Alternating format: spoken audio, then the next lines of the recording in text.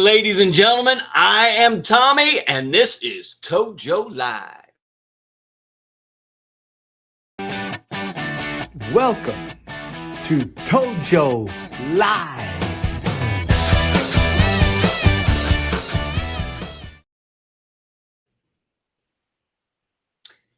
Hey, ladies and gentlemen, welcome to another episode of ToJo Live. I am glad to be here with you, and I am excited about today's episode. We do want to start with a passage of scripture as we normally do. This passage comes from 1 Timothy chapter 4, verses 7 and 8. It says this: train yourself to be godly. For physical training is of some value, but godliness has value for all things, holding promise for both the present life and the life to come.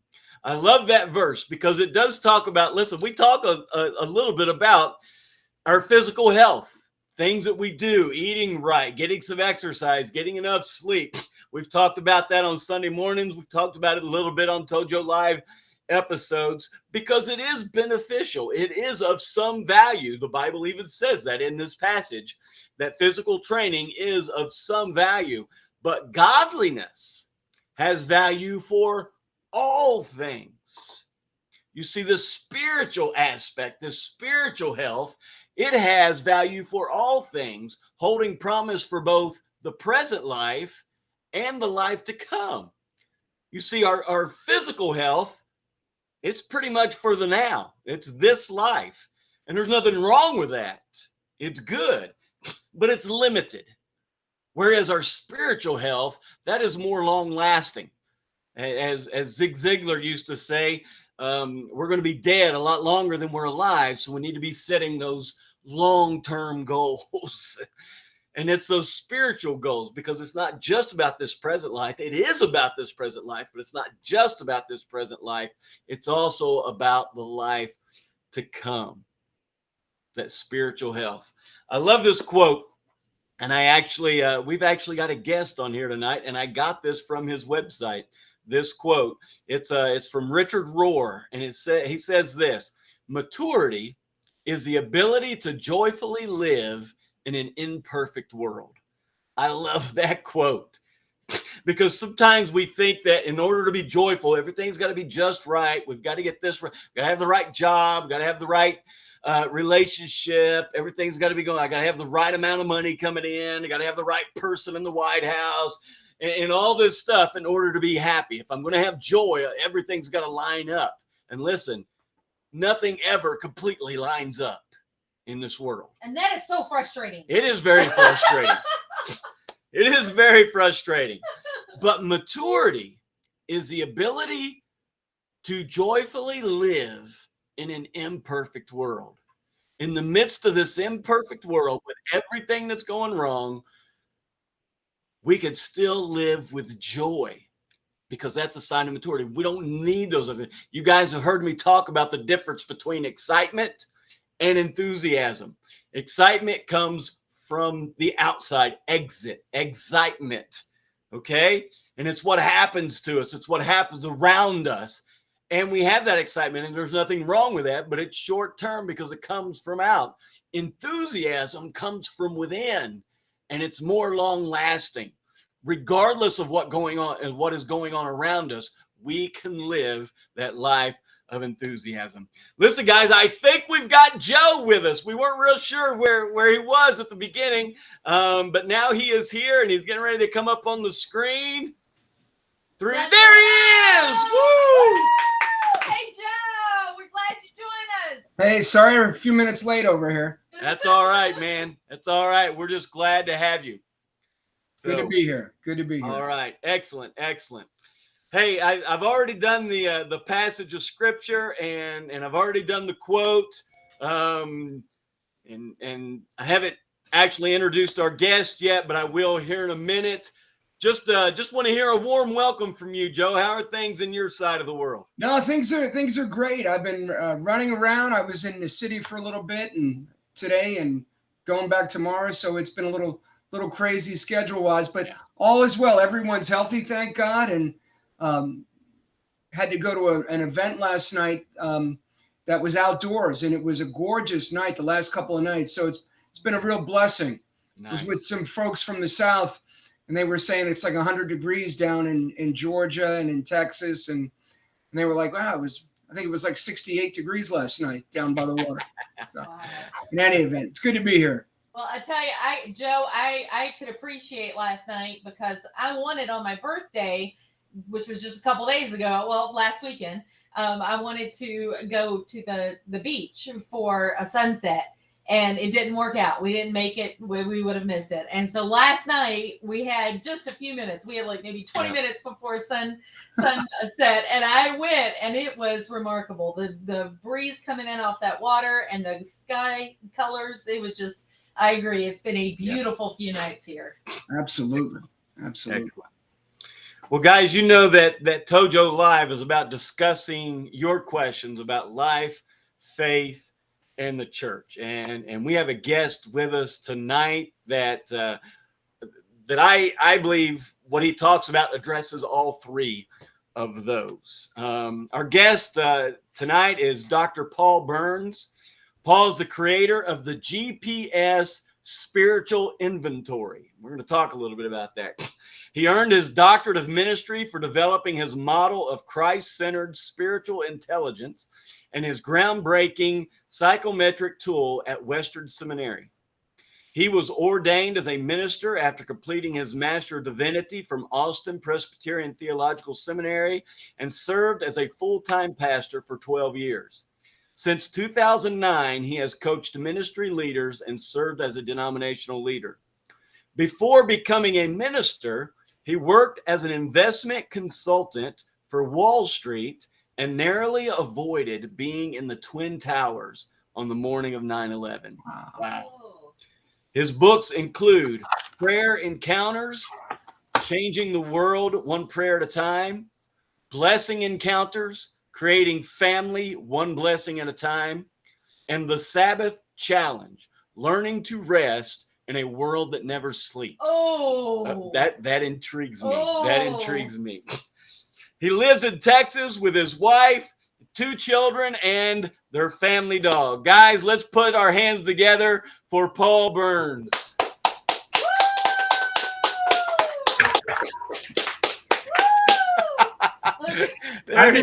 It is hot. It's so hot. No, thank you for that introduction. Wow. Absolutely, Paul. We are glad to have you on here tonight. And you are from Texas. You are presently in Texas, and you're dealing with the heat there in Texas. And let me just tell you that we have been praying, not just specifically for Texas, but as a church, we've been praying for a number of areas throughout our nation that have been dealing with those extreme numbers when it comes to the heat, and especially the lack of rain that has taken place, especially in the West, and many places there are fires that are being caused as a result of that. And so we've been in prayer for Texas and the western part of the country because of that. And let me just say, I am glad that you've taken the time to be with us here this evening in the midst of dealing with all that heat there in Texas. My secret is stay inside. There you go. I think I saw on Facebook, I think it was last week when it was so hot up here, but somebody put up a picture. This is like this black and white picture, and they had this name above it. I didn't recognize the name. And it said, "Today, let's all take time out of our day to give some appreciation and thanks to this person, the inventor of the air conditioner." You know, his name should be much better known than what it is, because it truly is a blessing. So, Paul, you kind of focus your coaching on spiritual health and spiritual intelligence, and so let's just jump into that subject, because I know it's a subject that is of interest to our viewers as people of faith, as followers of Jesus. You know, we want to grow spiritually. We want to be spiritually healthy. So how important is spiritual health And how do we even measure that? Yeah, absolutely. Spiritual health, I think, is the thing that is missing so much from our Christian walk and our church's purview. We're focused on so many things, but spiritual health, which is essentially our ability to receive God's love, be transformed by it, and love others with God's love. Mm. And so it really boils down to love. And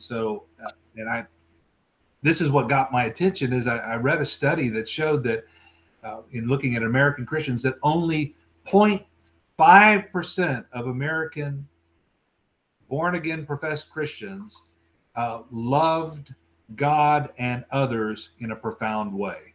That leaves 99.5% of Wow. Christians in America Wow. in a shallow version of Christ's love. Yeah. And so that's where I began. So my goal is to see those numbers go up, and that love would be just pouring out of Christians in the church. And so I think it's of vital importance, because why would you want to be a part of a body that was not living what they profess? Right. And so I want to see that.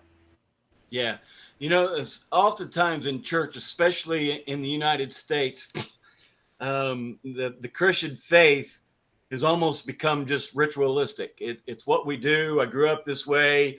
And I go to church on Sunday morning because that's what I've always done. I sing songs, I say prayers and stuff, but it doesn't always transform our lives. And I love the way you put it there, that spiritual health is being able to receive God's love, being transformed by that, and then expressing that love to other people. I just think that is a very concise, simple explanation of what spiritual health really is.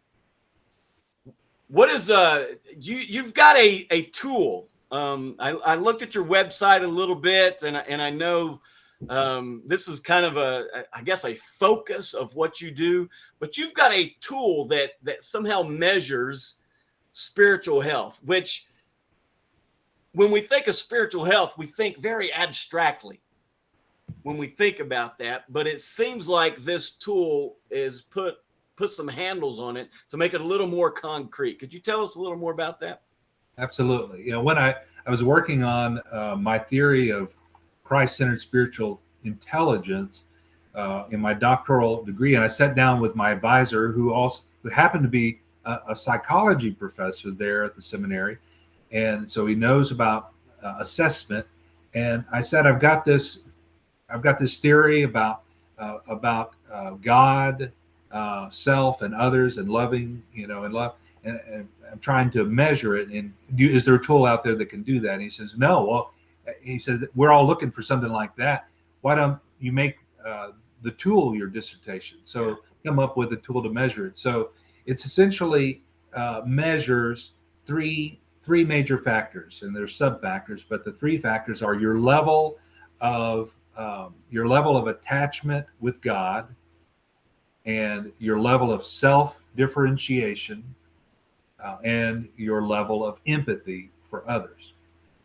And so within that, there are sub-factors that help to fill that out. But it isn't just about you and God, because one who says he loves God and hates his brother is a liar. So it's got to be related to our love of others.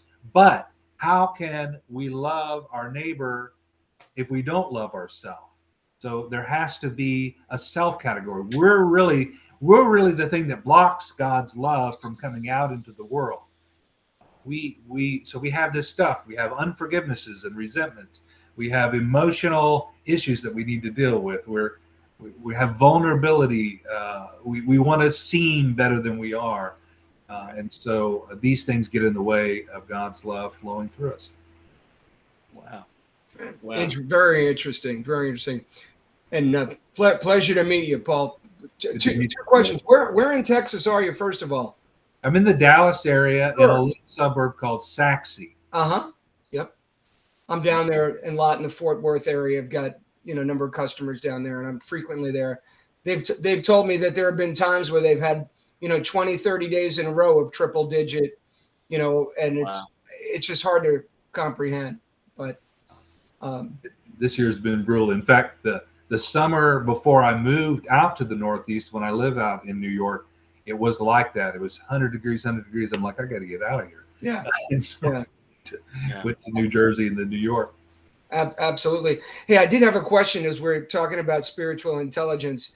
How does hectic living and anxiety and this information age, where everyone is they have more things to do than time in a day, and I'm guilty of that many times, and I feel like that when I am the measurement that we're talking about, sometimes I miss the mark because I'm just too busy to take the time to do what I think I'm called to do, and I'm just curious if that weighs into what we're talking about tonight. Yeah, big time. In fact, one of the questions on the assessment is, or it's a statement that you agree with level of agreement. And the statement is, I'm often too busy. There you go. And so, and that goes under emotional regulation. But just think about the Hebrew slaves in Egypt. The first thing that God calls them to do is to obey the Sabbath. And it is not just to get them under his rule of law, but is to teach them how to be a child of God. And the child of God rests. And so that's like God's foothold in our life. And if we are being run ragged, it's not God that's running us ragged. Our master is the world in some way, and the expectations of employers or our need to impress and please and all these things. We're yoked to another master. Very interesting. Yeah, absolutely. Hey, how does spiritual health influence other aspects of health, such as our physical and emotional and mental health, which we talk about a lot? We don't talk about spiritual health a lot. So how does that influence those other areas of health? Yeah, absolutely. Well, I mean, there's been numerous studies that have shown that faith in a higher power that is loving and protective gives people in crisis the ability to cope. It also, in terms of medical care, better patient recovery and things like that. But getting into the middle category, that self category, a lack of forgiveness, or what we might just say resentment, has led to everything from, heart problems to stroke risk, to anxiety, to suicide, to distant relationships with family, so many things that contribute to our physical and emotional well-being as well. And it's just all, I look at it as like the spiritual is the all-encompassing wrapper of the human life. And so everything's inside of it. It's not a compartment of our life. It is our life. Right.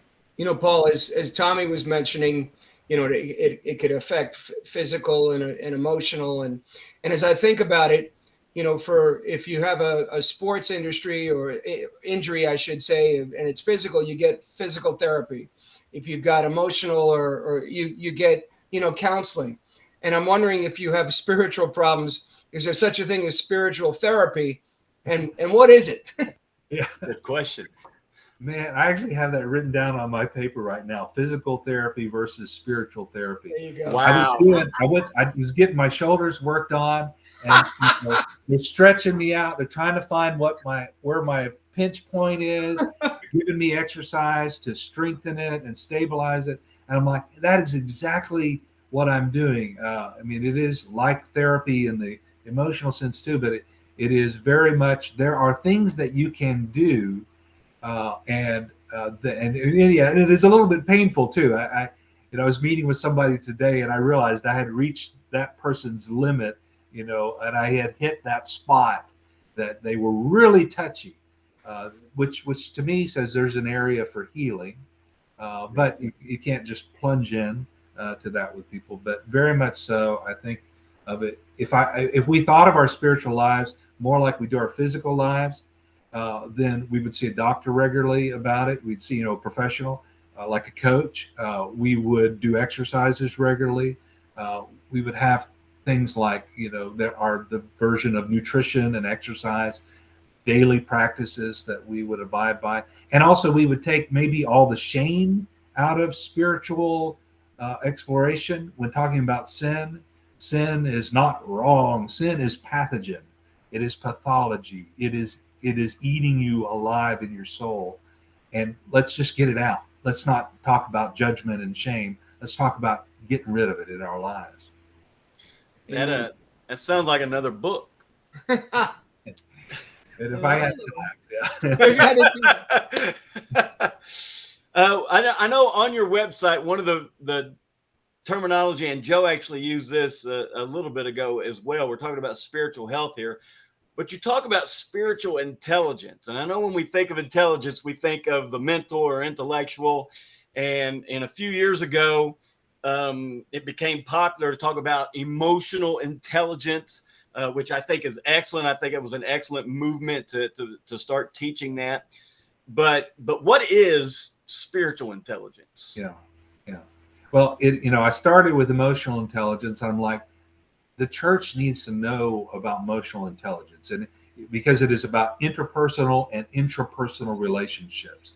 So it's about self-awareness and empathy, our ability to connect. I mean, what more powerful for evangelism or for ministry than strong emotional intelligence? But it's missing the God part of it. So Right. Our relationship with God affects our ability to understand ourselves and connect with others. And so I define spiritual intelligence as our ability to discern the will and movement of God in any moment. So it's like, what do I do now? Well, it's kind of Romans 12:2. Do not be conformed to this world, but be transformed by the renewing of your mind. That may be emotional intelligence, so that you may be able to discern what is the will of God, what is good and acceptable and perfect. And I don't. When people say, "Well, how can we know the will of God?"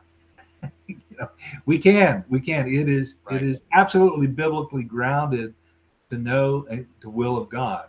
It doesn't mean that we speak for God in all things. It doesn't mean we know about everything, but we can tap into the Spirit and the flow of the Spirit and the movement of God by attuning our self-awareness and our awareness of God and others.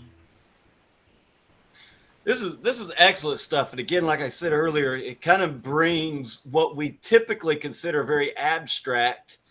It brings a little bit of concreteness to it, or maybe a whole lot of concreteness to it. When we talk about comparing spiritual health with physical health and getting the right nutrition and doing stuff like that, and then the spiritual intelligence with knowing and understanding what God wants from us and the will for God in our lives. Can you share with me just a little bit about your journey? I mean, what brought you to this place where you began to talk about these things in more concrete terms? Because there's people that's in ministry their whole lives and never really get very concrete with an explanation of spiritual matters, because it is very abstract. I mean, there's no denying that it's an abstract concept, but being able to explain it in a concrete way, I think, is very beneficial for people that maybe otherwise may not get it. Some of us are just naturally abstract, and when we talk about the spiritual, it's like, oh yeah, I get that, I understand that, I can. But other people are more concrete. And sometimes they may even feel like, well, the spiritual is not even for me. I mean, yeah, I believe in God, I believe in Jesus, but when you start talking spiritual health, spiritual intelligence, all the that's not me. I go to work, I do my thing, take care of my family, I go to church. That's it. What's your journey? Can you share with us your journey that kind of brought you to this place? Yeah, well, in some ways, I would say it began in New York City, because when I was a financial rep, investment advisor, and so I was working all around the city, and just being in the business world. I mean, measurement is so important. I mean, we measured everything, and so how do you know how you're doing? I mean, would you buy a mutual fund that did not have a 10-year history number in the prospectus? I mean, we want to know. I mean, it's very performance and measurement oriented. And I realize in the spiritual world, there's a great resistance to that kind of thinking, But if the business world says to improve, you have to be able to identify and measure. I mean, it's basically it. And so now we can't measure God. We are not trying to quantify God, but we can measure our response to God. That's what psychometric assessment is. It is the way the world impacts you. It's the way you live in accordance to factors. But so it started with just having a mindset of there's practical things you can do to be who you want to be how you want to be. So I bring that into my ministry. I'm finding, a church that is genuinely wanting to be Christ-like, wanting to love like Christ, but without a whole lot of practical means to figure it out. Well, I mean, you give your life to Christ, you're saved, and then Right. and then what? Then how does that happen? Well, the Spirit. How do you connect with the Spirit? How do you discern the Spirit? How does the Spirit practically make you a loving person? How does that happen?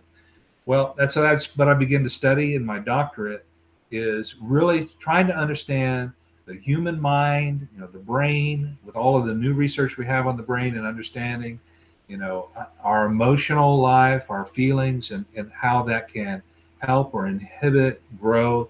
How does a human being grow and develop? I mean, that's where my study of attachment theory came into play, and then family systems theory. Like for instance, a child in the like ideal situation to grow and develop, whether it be intellectually, emotionally, or spiritually, physically, is they are raised by loving parents who provide a safe home and are trustworthy, and they respond lovingly to you when you cry as a baby, and that gives you security and confidence to grow in things. Well, I mean, how many people didn't get that? So has the church ever looked at insecure attachment as an impediment for spiritual growth or even believing in God? How can you believe in God as a good father if your father was absent or if he was abusive and so forth? So the study of the human being, social science, psychology, I think is a huge benefit, I think, to bring into the faith conversation. That is excellent. I love it. How do you feel? I'm just curious that through the COVID experience that we had over the past couple years or so, I know from an emotional standpoint and even a mental health standpoint, it's really had a negative effect on that coming through, and I've seen that with people that I know, and even people that are close to me, just the toll that is taken on them emotionally and mentally through that. Have you seen a similar thing as far as spiritual health goes? Has COVID had an impact on all of that? Absolutely. And it is basically a mass trauma event. And Yeah. so, like, as you read in the introduction, 9/11 was also, a pretty mass trauma event. So it had a huge impact on a lot of things. And so that are even now just being understood and measured. So the COVID effect is going to go on for a long time here. But what it has done that 9/11 did the opposite. 9/11 brought people together. I was in New York City. Bars were filled with people just seeking human connection. Yeah. And COVID did just the opposite.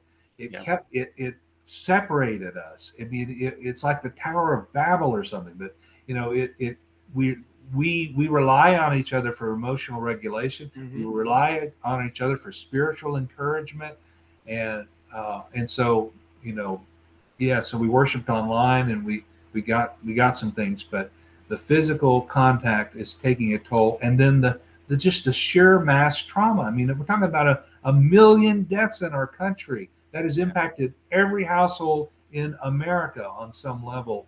Is that we're in a collective grief.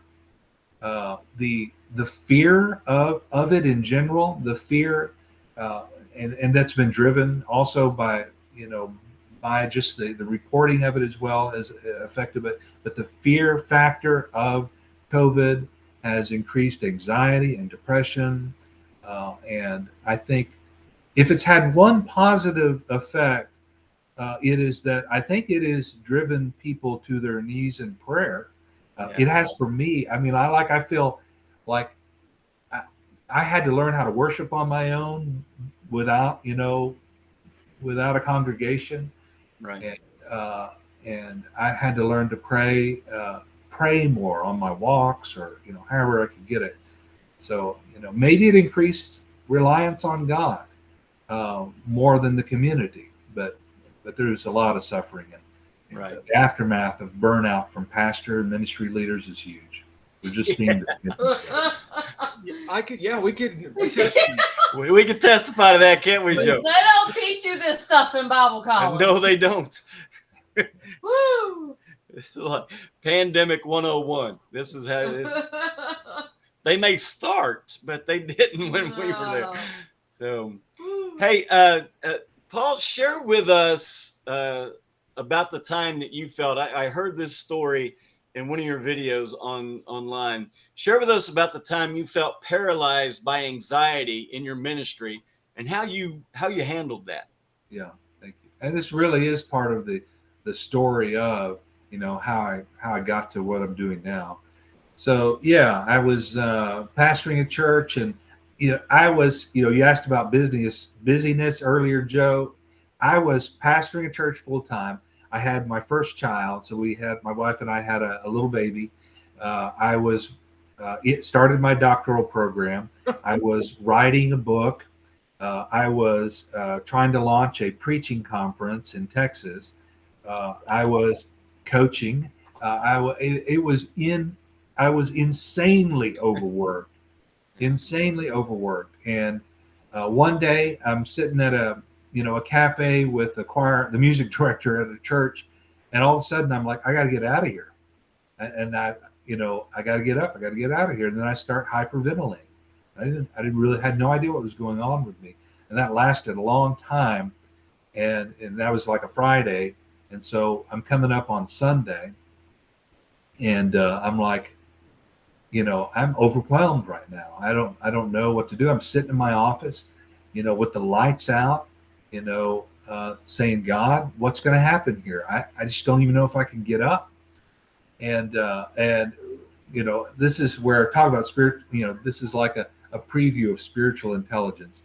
The spirit said, turn on your YouTube there, and basically, I mean, in the way I hear the spirit, and led me to this song, and this song about God's sovereignty and about His presence in the midst of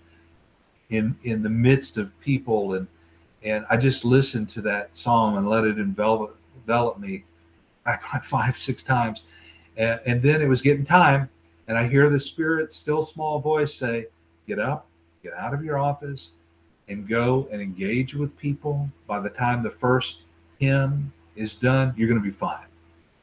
And so I just made myself. I just can't even tell you how paralyzed is the only word. It was arresting to me. And so I did. I shook a few hands, couldn't even say a word. Got up, we sang a hymn, and for some reason that just got me back to my calm self. And I made it through the day. But then I went to my doctor. I got a therapist. I started trying to understand, how I needed to change my life, and I learned about rest and self-care. And here's my insane self. The product of that experience is that summer I wrote the Sabbath challenge, learning to rest in the world that never sleeps. That's my response to panic attack and overwork, is write another book. But I did learn self-care, and I learned to know my limits. Yeah. I just need to plug in something here. I am starting to get very, very suspicious of my husband. right now because I really think that he has an underlying reason for having you on this tonight. And I can tell by the response that he's giving me right now. It's like you know somebody who really needed to hear this. Is that what you're? I know you, Tommy Lanham. I'm watching you. I am innocent. No, I gotta say, but Paul, when you were telling about all the things that you were doing at the same time, where you were having a baby and you were doing this and doing that, I'm like, well, it sounds like Tammy. You know.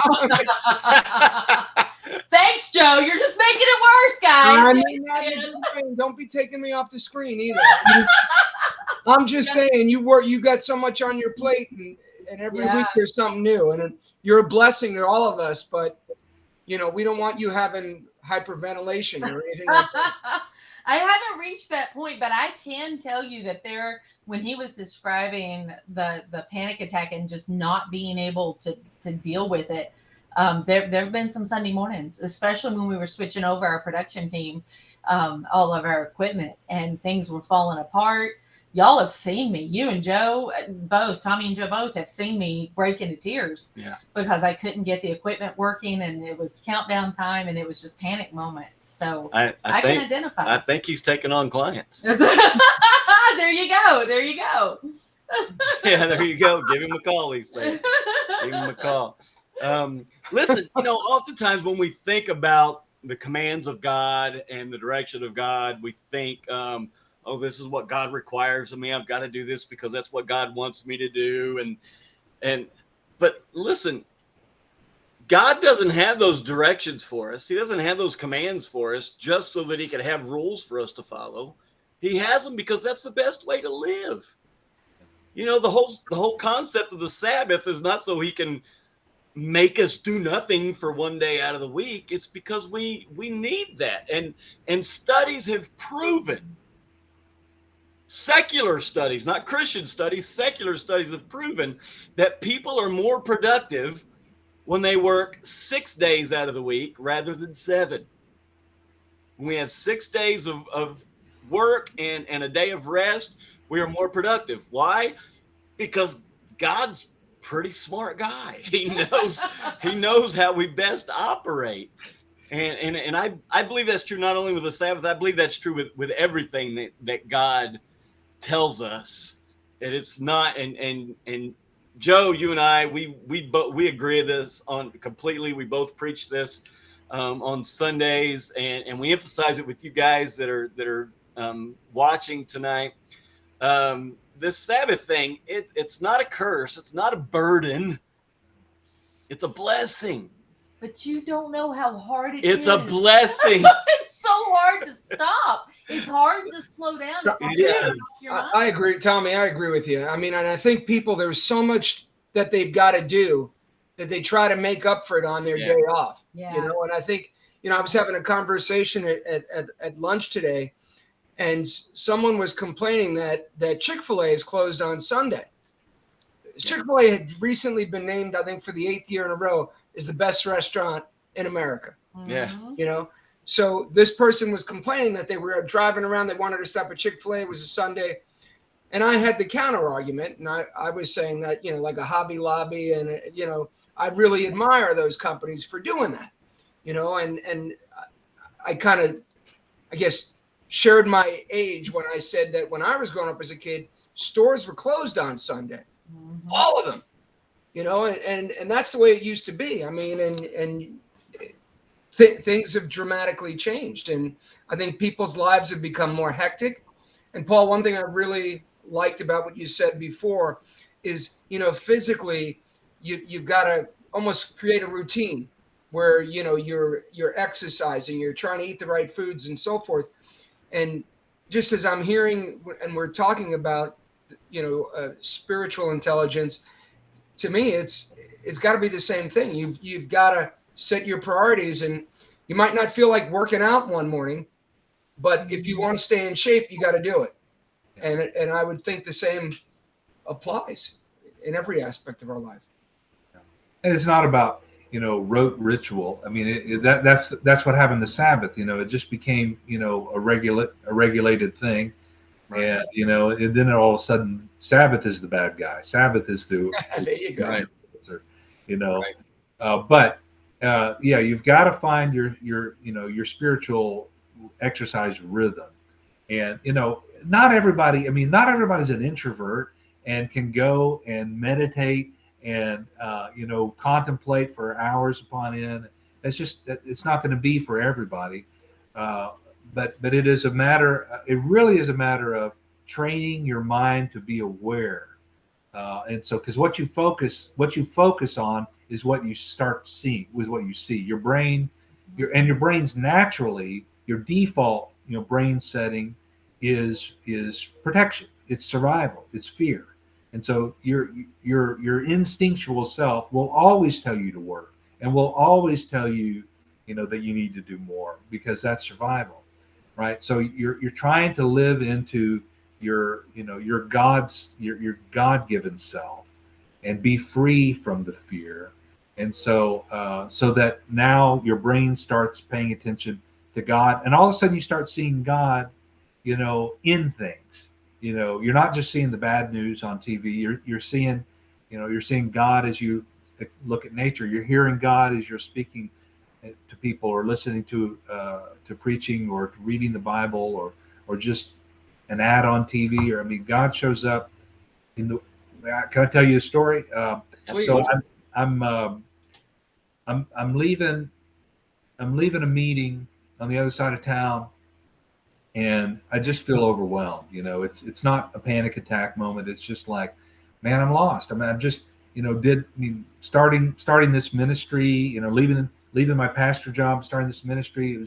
Must be a mistake, and I'm just, I'm feeling lost. I just need something, and I'll just say to God, I don't know what, just give me something here, God, just give me. And then God basically says, well, pay attention. And so I'm driving down this road, and I look and see what the road is. It's Campbell Road. I'm like, okay. Oh, my daughter's name is Campbell. That's interesting. I make a left turn, and the first restaurant I see is Nelson's Steakhouse. I'm like, it's interesting. My son's name is Nelson. Campbell and Nelson. And then the next restaurant is La Hacienda. I'm like, hey, that's the place where my wife and I had our rehearsal dinner. La Hacienda, the ranch. you know, God, what are you saying? And God is saying, do you remember how you prayed for a wife?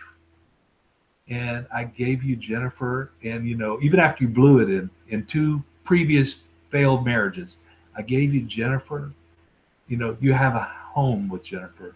And you remember how for years you struggled to have children of your own, and you eventually, decided adoption was the path. And then I gave you Nelson. That was the answer to 10 years of prayers. And then you wanted a partner, another one for Nelson, and for your family to fill it out. And I gave you Campbell. What makes you think that I am going to leave you abandoned now? Wow. Beautiful. Wow. That is awesome. Wow. Yeah. He is a good God. One of the things that we've talked about a few times as we've talked about spiritual health and spiritual intelligence is we've talked about this thing, forgiveness. That's come up a few times in our conversation. And sometimes maybe we don't completely understand what forgiveness is. So could you share with us what some of the myths of forgiveness may be? Yeah, man, forgiveness is so hard. And a big part is because we don't really comprehend how much we've received of the forgiveness. So we're so stingy to give it out. But really, a few of the myths of forgiveness. That's part of the problem. It's not forgiveness that if we know what forgiveness is, we're not against that. It's these myths, I think. If I forgive, then I've got to forget it. Yeah. Be okay, forgive and forgive. The truth is, when you do forgive, over time, the sin against you begins to leave. You just don't think about it as much. That is true. But yeah, no, you can remember. In fact, it's wisdom to remember so that you don't find yourself vulnerable to it again. But I think that's a myth. I can't forgive unless they're sorry, unless they ask for forgiveness. Right. And here's the problem with that. What if they never are sorry? What if they're dead? What if they can never say that? What if they will never say? So you're going to be tied. you know, it's not, they're not the ones on the hook. You're on the hook. You're going to be tied to their sin against you for the rest of your life. Mm-hmm. You may be waiting that long to get what you may never get it. So, forgiveness means to let go of or dismiss. It doesn't have, it's not about foregoing justice. It is about, letting go of what's been done against you, or letting go of what you've done yourself. Self-forgiveness is a huge problem for people. Here's another big one. If I forgive, I've got to reconcile with the person. Well, I think in the perfect God world, we're going to be reconciled with everybody. But what forgiveness does is it frees you.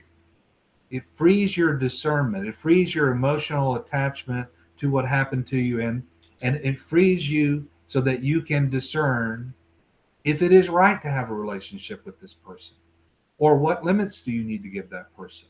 Right. Or it frees your discernment, or frees you to say goodbye.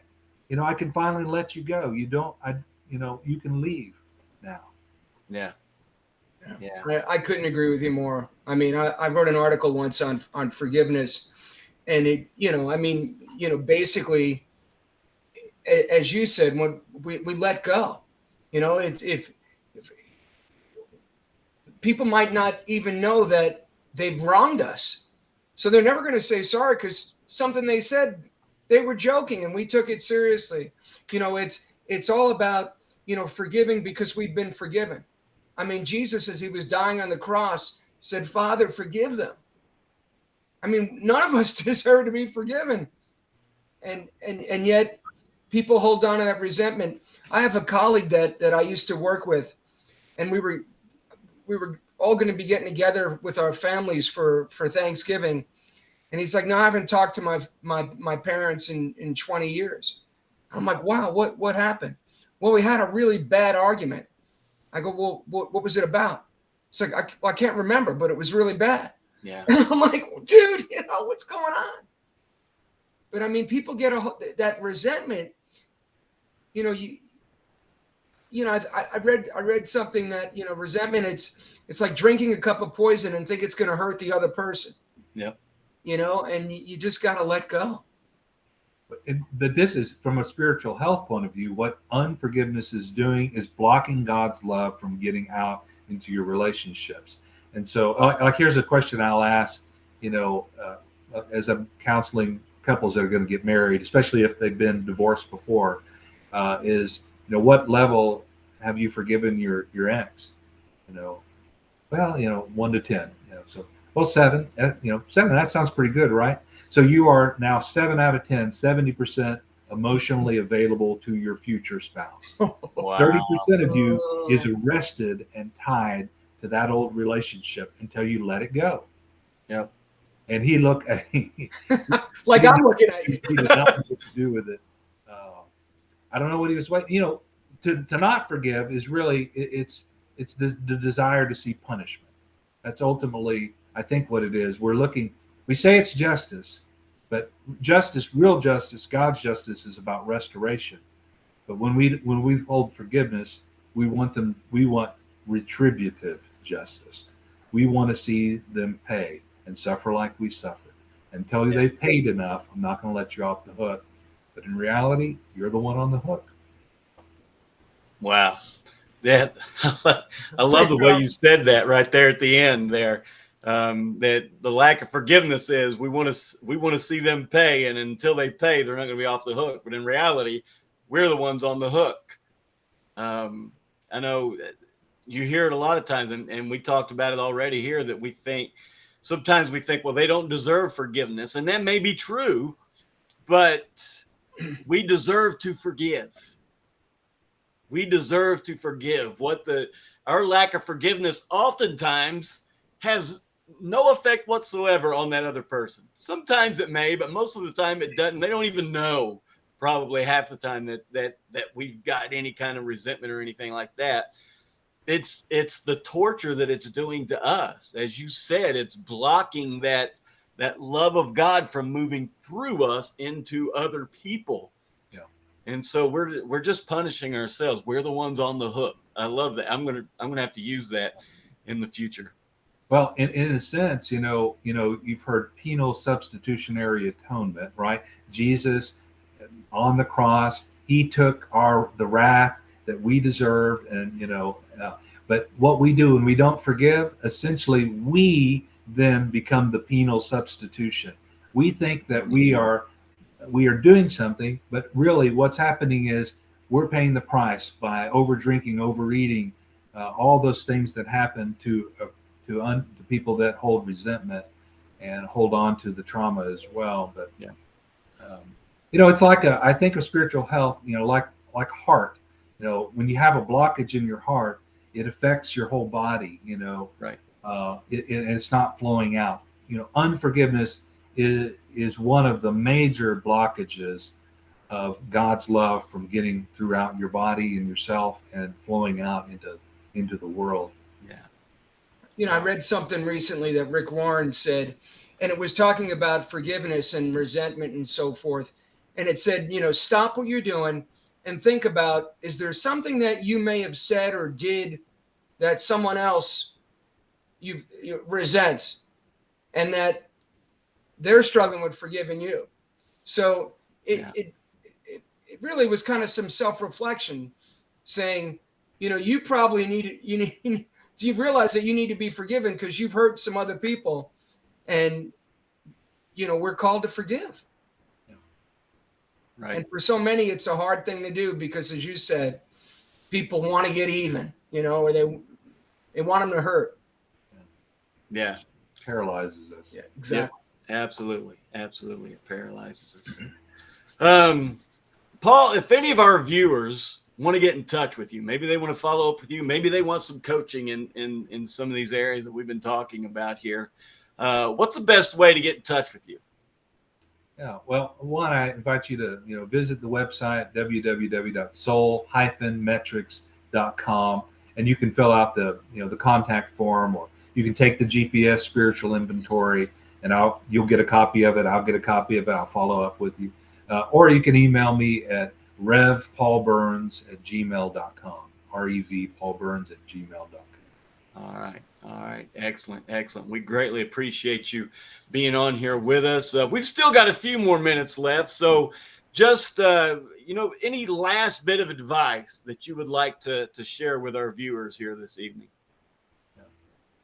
I think it is the thing that I hope, when people take the GPS and they get their scores, it's kind of shocking sometimes because you think you're doing all right, or maybe you sense that you're not, and you take it and it's just hard to see on paper. It's just like it's like a doctor's test results, and you're like, I was kind of thinking my cholesterol was creeping up, or blood sugar was a little bit high. To see it, but my hope is that it will create urgency to make some changes. And so I think we get into this kind of comfortable place. We get comfortable with our dysfunction and our spiritual pathology. It's just the way it is. But when I die, I'll be perfect, right? Yeah. But what if this life is the way that we are being perfected? What if sanctification is not just? What if it's not like, just like this on a graph, and then you die, and then like this? What if it's more like this? What if there's more love, joy, and peace that you can experience in this life now? And there absolutely is. Just like the opening quote that was given, about joy, living joyfully in an imperfect world. That's part of what's at stake. But ultimately, coming down to love, that is the one thing that is so clear about the Bible from beginning to end, and Jesus' teaching, is that we're being called to love. Yep. And how well are you doing at that? And that's the thing that I help people to look at and take those blockages away. And what I have seen is it almost is just like a stent that gets put in somebody's heart. When I see a letting go happen of just recently, a pastor who is in his late 60s, I'm thinking about hanging it up, right? And he just had this letting go experience, through one of the cohorts that I'm leading, and it was just like light started pouring out of this guy. He was so happy and free. He's like, I just didn't know I could feel like this. That's what I'm here to do. I want as many people as possible to experience what Christ wants to give them. Come to me, he says, all of you who are weary and burnt out, carrying resentments, and I will give you rest. Yeah. I love that, what you were talking about, not just waiting until heaven to experience heaven, really is what it comes down to. I mean, Jesus said in what we refer to as the Lord's Prayer, he says, your kingdom come, your will be done on earth as it is in heaven.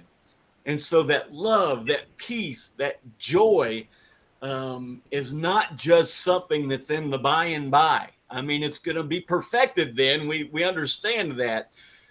But, we can have a taste of heaven here on earth when we do forgive, when we do take that time to rest and be obedient to how we're programmed, really, because like we said, those rules and things that God has is not because God just wanted to put rules on us. It's because he wanted us to live life to the fullest. Jesus said, I have come that you may have life and have it to the full. And this is how you do it. And so that's the reason we forgive, not because God said you must forgive. Oh, I got to forgive. No, because that is the best way to live. That's the way to live life to the fullest. We need to rest. We need to live out that principle. Listen, whether you do it on a Sunday or a Monday or a Wednesday, I don't care. I don't know. We could get into that discussion another time, I guess. But the principle of making sure you have it, man, it just brings so much more life to you. I have come that they may have life and have it to the full. Joe, we've got a few minutes left here, my friend. You got any closing remarks for us? Well, Paul, it's just a pleasure having you on. Thank you so much for joining us. What you had to say, I needed to hear tonight, and I really appreciate hearing that. I'm still thinking about your comment, or reflecting on your comment about the 70% forgiving his ex-wife and the 30. And you know what? That's with all relationships and even things that we do. If I'm signing up to do something and I can't give it my all, then I shouldn't be making that commitment. Or I should be aware or let others aware that I can't give the full commitment. And it's powerful when you think of it that way. It certainly shook me a little. Yeah, absolutely. Paul, we greatly appreciate you being on here and sharing with our viewers and those of you that watch. I know this has been beneficial to you. And again, if you want to get in touch with Paul, you can go to that website. Could you repeat the website and the email again for us, Paul? soul-metrics.com, Rev Paul Burns @gmail.com. So there you go. Listen, it's great to look at our spiritual health. Physical health is great. We need to focus on that. Emotional health, mental health, all that is important. But as Dr. Paul Burns explained, the spiritual is kind of all encompassing of those other three areas. And so we want to make sure that we are intentional about our spiritual health as well. Guys, thank you for being on here today. We do want to tell you this Sunday we are starting our new message series. Okay, finding your place in his story. We're going to take about 10 weeks. We're going to go throughout the whole Bible from Genesis to Revelation. Now, obviously, there's some places we may leave out. There may be some sections we leave out in that, but we're going to cover the story from a bird's eye view, I guess, from Genesis to Revelation. But we're not just doing it so that we can get a better understanding of his story, but we're going to do it in a way that helps us to better understand where we can find ourselves in his story. And we'll see that overlap, that connection. The Bible is not just something that we read about things that happened thousands of years ago. It's where we can find ourselves in his story. And listen, God's story is continuing to go on. Some of the stuff you read about in the Bible, it hasn't happened yet. It is yet to come. Okay? And you've got a part in that. Each one of us, whether you've been a Christian for years, or you're just kind of investigating this thing, or maybe you even got some doubts. That's okay.